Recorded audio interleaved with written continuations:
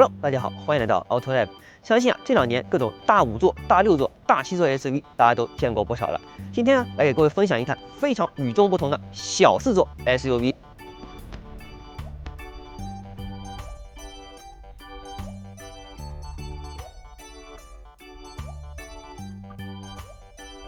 虽然我个人是非常推荐4座版的极氪 X 的，不过对于5座版有刚需的朋友也不用担心换新版的极氪 X 依然是提供了4座版和5座版2种可供选择的。只不过如果你选择5座版的话这台车的后排就没有那么多可变的花样和玩法了。同时它的副驾驶也不带支持零重力模式，所以说与其让3个成年人在这台车后排里面将就我觉得不如选择4座版，让每一个座位都充分发挥它的价值。如果看到这里已经对4座版的极氪 X 产生了一些兴趣的话，那么接下来我再给大家分享一下这台换新版极氪 X 上几个值得关注的升级和改变。首先就这台车的外观现在又新增了一个绿色，那么和之前25款的航天绿不同，这次新增的这个西雅图绿色它是一个磨砂质感，会更加的耐看一些。其次这台车的内饰现在终于也开始展燃了，一口气新增了全黑、黑白和黑橙3种风格。当然，之前女性用户很喜欢的紫莓配色依然也还在。那么我们今天选的这台就是一个全黑的配色，比较特别的是它还配备了红色的缝线和红色的安全带，看起来还是挺运动的。前排的中央扶手区也是这次换新版极氪 X 的升级重点之一。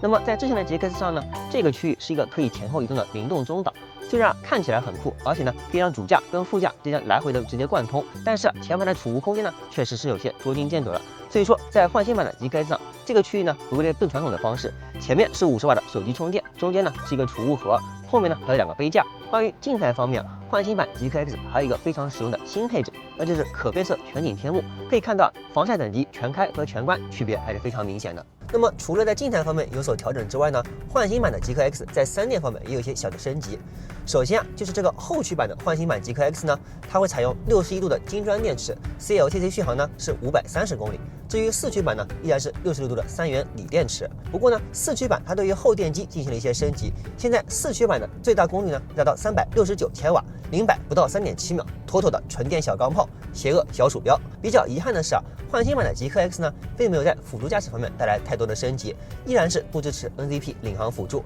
咱就是说，激光雷达对于这种小车来说可能是有点贵了，但是哪怕上个千里浩瀚 H3 也行呢。以上就是我在体验完换新版极氪 X 之后一些初步的心得和体会了。那么我个人其实是非常喜欢这种走精致路线的纯电小车的。不过这台车之前的价格确实也是有那么一些过于小资了。如果这次它的定价能够再多一些惊喜的话我相信会有更多像我这样的年轻人愿意选择一台适合自己的精致小车。